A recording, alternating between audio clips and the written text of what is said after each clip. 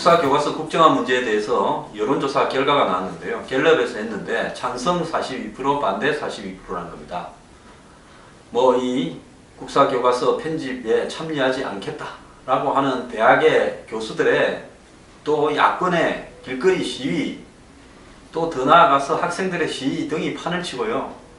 뭐 보수 진보 언론 할 것 없이 좀 부정적으로 보는 시각도 많은데도 불구하고 이 동등하게 나왔다는 것은 그래도 역사는 하나여야 되고 제대로 된 공정한 역사를 학생들에게 가르쳐야 된다는 국민들의 이 의견이 상당히 반영된 거라고 봅니다.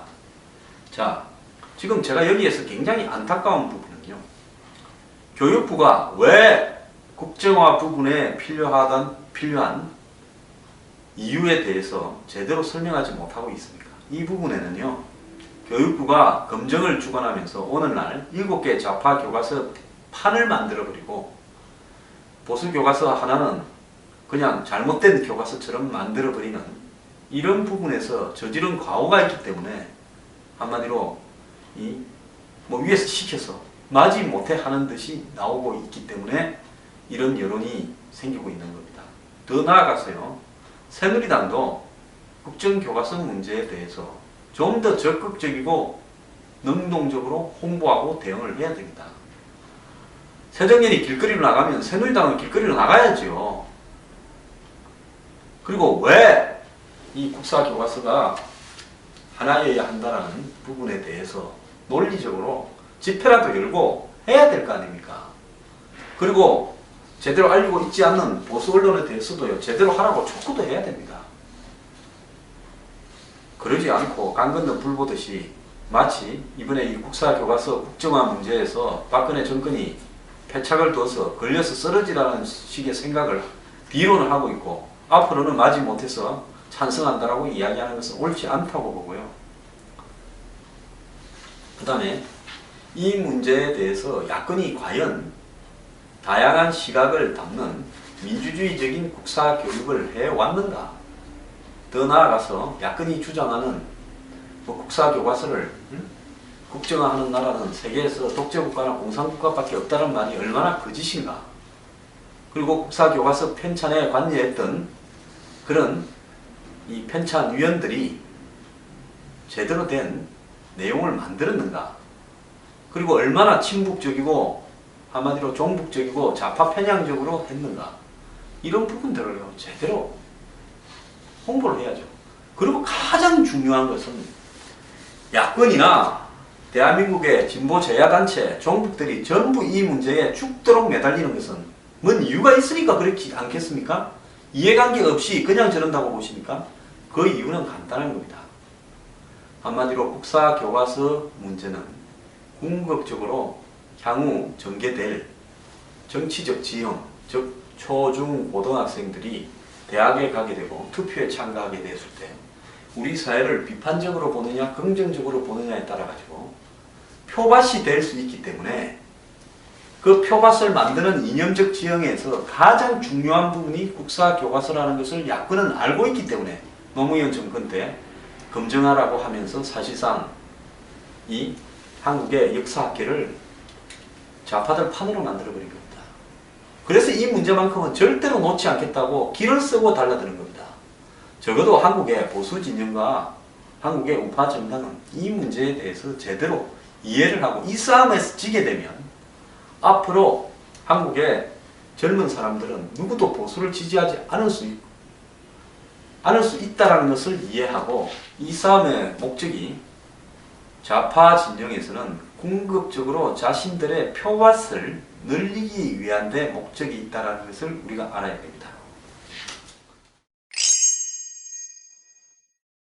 서울의 한 고등학교 2학년 담임교사가 지난달 학생들에게 한원구 성공회대 교수가 세월호를 통해 본 한국 현대사라는 제목으로 했던 강연 동영상을 틀었습니다. 근데 이 강연 동영상 안에 제가 지난번에도 이야기했다시피 이승만 전 대통령을 한강 인도교를 6.25 전쟁 때 폭파 이전에 본인은 대전으로 먼저 도망갔다. 그러면서 세월호 선장 이준석 씨에 비유를 하고 박정희 전 대통령이 남노당 활동을 하다가 잡혔다 풀려난 사실을 언급하면서 박정희 그때 죽였으면 대통령이 될 수 없다. 언니, 즉 박근혜 대통령을 언니라 했습니다. 언니는 태어나지도 못하는 건데 그때 살려줬다고 언급한 내용이 실려 있는 겁니다. 그래서 황우여 이 교육부총리가 이 동영상과 관련해서 법에 따라 엄중 처벌을 하겠다고 했는데 저는 진짜 엄중 처벌을 해야 된다고 봅니다. 뭐 블루유니언인가는 단체에서 교사들이 수업 시간에 좌파적 시각에서 학생들에게 했던 이야기, 뭐 역사 교과서 이야기뿐만 아니라 숱하게 지금 신고되어 있는 걸로 알고 있는데요. 학생이 지금 듣다 못해서 자발적으로 신고한다는 거 아닙니까? 교육청이나 등에. 새누리당이 국사교과서 국정화를 정말로 의미있게 추진하려면요. 그 이전에 수업 시간에 초중 고등학교 학생들에게 좌파든 우파시트 시간이든 정치 이야기를 하는 교사에 대해서 실형을 갖다가 때리는 법부터 만들어야 됩니다.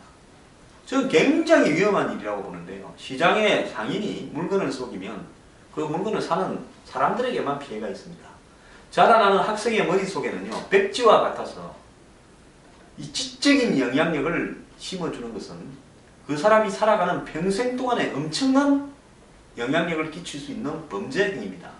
그래서 선진국에서는 이런 말들을 수업 시간에 했을 땐 모두 처벌됩니다. 선진국에는 국정화 없다라고 뻥치는 사람들이 왜 선진국에는 수업 시간에 특정 편향된 정치적인 발언을 교사가 수업 내용하고 상관없이 할 수 없다라고 하는 말을 안 합니까? 지난 대선에서요, 지고 난 뒤 며칠 동안에 담임 선생이 학생들을 앉혀놓고 욕을 해대더라는 이야기를 제가 몇 군데에서 들었습니다. 이런 교사들요, 신고 들어오면 교사 자격 박탈하고 다시는 교사를 못하게 하고 실형으로 처벌하는 그런 법률을 저는 통과시켜야 된다고 봅니다. 새누리당이 이거 못하면요, 앞으로 보수주의 정당이라고 이야기하지 마시오.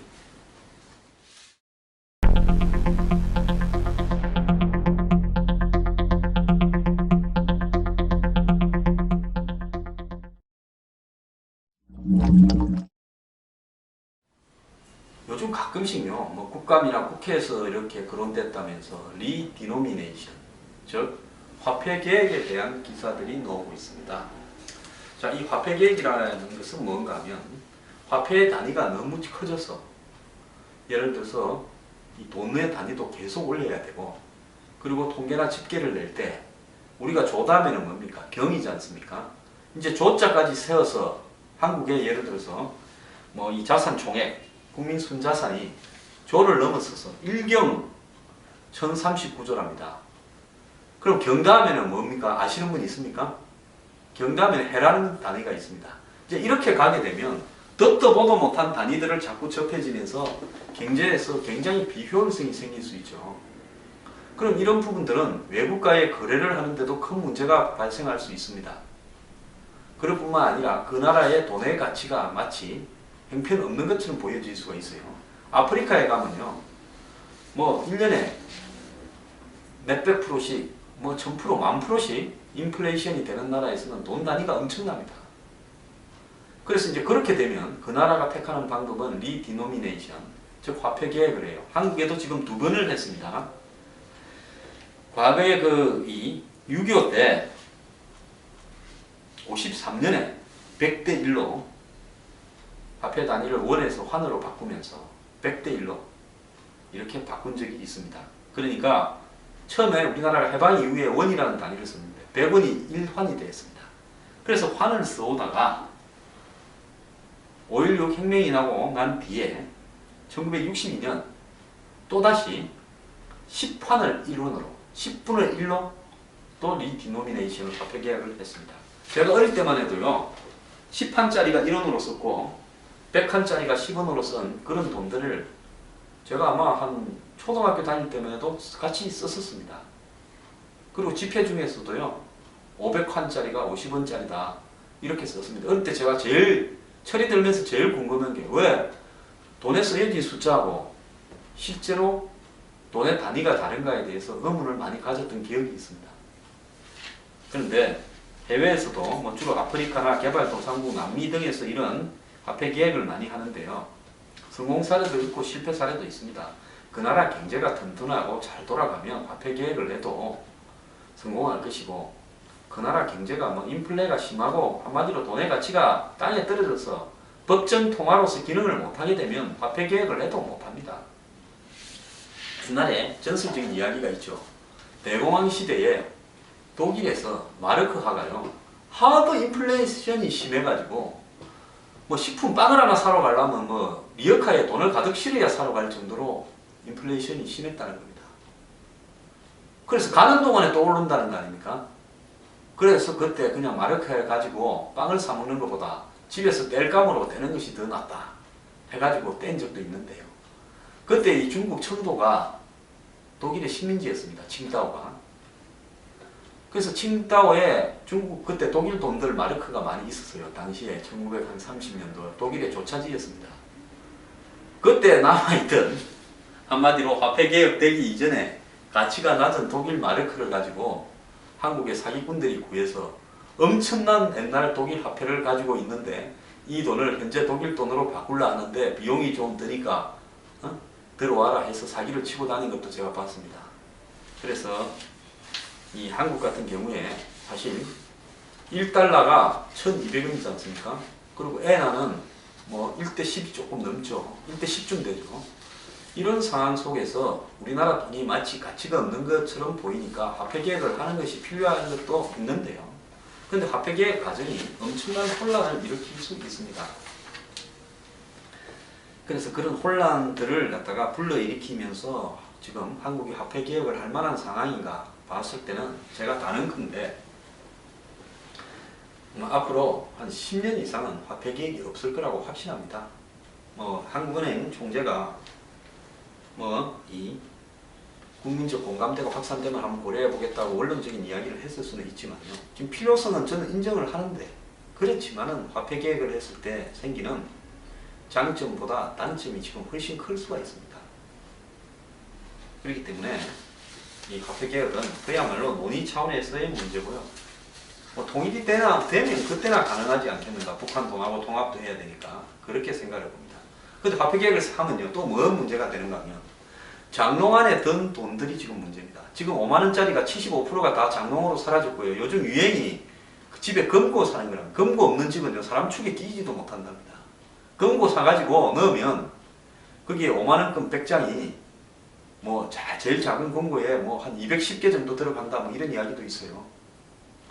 그래서 차곡차곡 쌓아놓으면 돈이 수십억이 금고 안에 들어있는 거죠. 그런데 화폐 개혁을 해버리면 이제 금고 안에 든 그 돈이 문제가 좀 될 수 있습니다. 만약에 매달 며칠까지 교환을 해가지 않으면, 이제는 옛날에는 그냥 군사 정부고 또 화폐를 찍어내는데도 돈이 되니까 옛날 돈도 계속 쓴다, 같이 쓴다. 그래가 10분의 1이면 10분의 1로 환산해서 그대로 쓴다 하겠지만, 요즘 같은 시대에 그렇게 하면 한국 창피죠. 그러면 언제까지 그거 다 교환해라 이럴 거 아닙니까? 그러면 집에 숨겨놨던 그 돈들, 장롱 금고 안에 든 돈을 다 들고 와가지고 바꿔야 될 건데, 그때 이제 누가 얼마만큼 숨겨놨나 들통이 날 수 있기 때문에 한국의 상류 기득권층들이 절대 화폐 개혁을 바라지 않을 것이다 라고 생각합니다.